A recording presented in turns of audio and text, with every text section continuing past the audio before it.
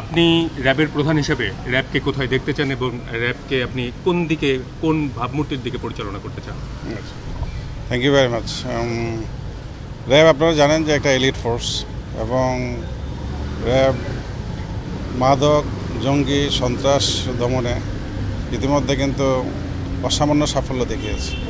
শুধু তাই না, যে সুন্দরবনে বনদস্যু, জলদস্যু নিয়ন্ত্রণে নির্মূল করা, সেই ক্ষেত্রে কিন্তু এই র্যাবের অসামান্য ভূমিকা রয়েছে।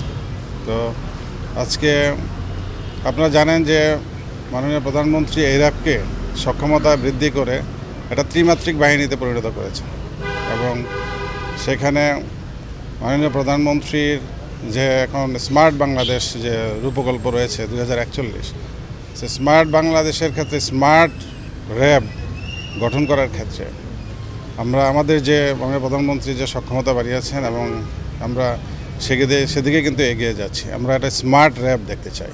আমি মাছরাঙ্গা টেলিভিশনে কাজ করি। সাগর ভাই আমার কলিগ ছিলেন, খুবই কাছের মানুষ ছিলেন।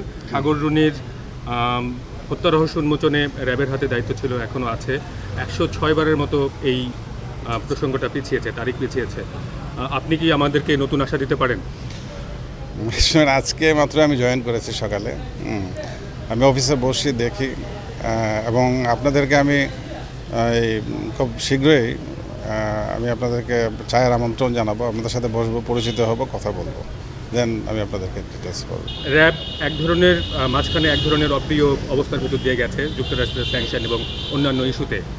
আপনি কি র্যাবের এই ভাবমূর্তি সেটা ফিরিয়ে আনার ক্ষেত্রে কতটুকু কাজ করতে পারবেন বলে মনে করেন? না, আমি তো বললাম যে মাননীয় প্রধানমন্ত্রী র্যাবকে ত্রিমাত্রিক বাহিনীতে রূপান্তর করেছেন, এবং র্যাবের সক্ষমতা অনেক বৃদ্ধি করেছেন। এবং আপনারা জানেন যে র্যাবের যে সাফল্য গাথা রয়েছে, র্যাবের তো আসলে গৌরবোজ্জ্বল একটা ভূমিকা রয়েছে। তো অবশ্যই সেই ক্ষেত্রে সেদিকে র্যাব তো অবশ্যই এগিয়ে যাবে, এবং আমি মাননীয় প্রধানমন্ত্রীর প্রতি আমার অনেক অনেক কৃতজ্ঞতা, অশেষ কৃতজ্ঞতা, যে আমাকে এরকম একটা বাহিনীর, এরকম একটা ফোর্সের চিফ হিসাবে নিয়োগ দিয়েছেন।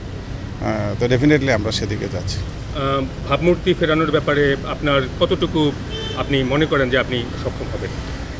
না, এটা একটা অর্গানাইজেশন হয় কি, আপনার এটা হচ্ছে যে কন্টিনিউয়াস, এখানে আপনারা জানেন যে একটা অর্গানাইজেশনের হচ্ছে যে আদর্শ যেটা, সেটা হচ্ছে এখানে রিসার্চ হয়, ডেভেলপমেন্ট হয়। So it is continuous process, বুঝছেন না? তো এই ডেভেলপমেন্টের জায়গাটা আসলে কন্টিনিউয়াস প্রসেস, এবং এটা কন্টিনিউয়াসলি এগিয়ে যাবে, এবং সময়ের সাথে সময় উপযোগী করতে একটা সংগঠনকে এটা কন্টিনিউয়াসলি এটা ইমপ্রুভমেন্টের মধ্যে দিয়ে যায়। তো অবশ্যই সেদিকে যাচ্ছে, আমি আশা করি, আমি ভেরি অপটিমিস্টিক।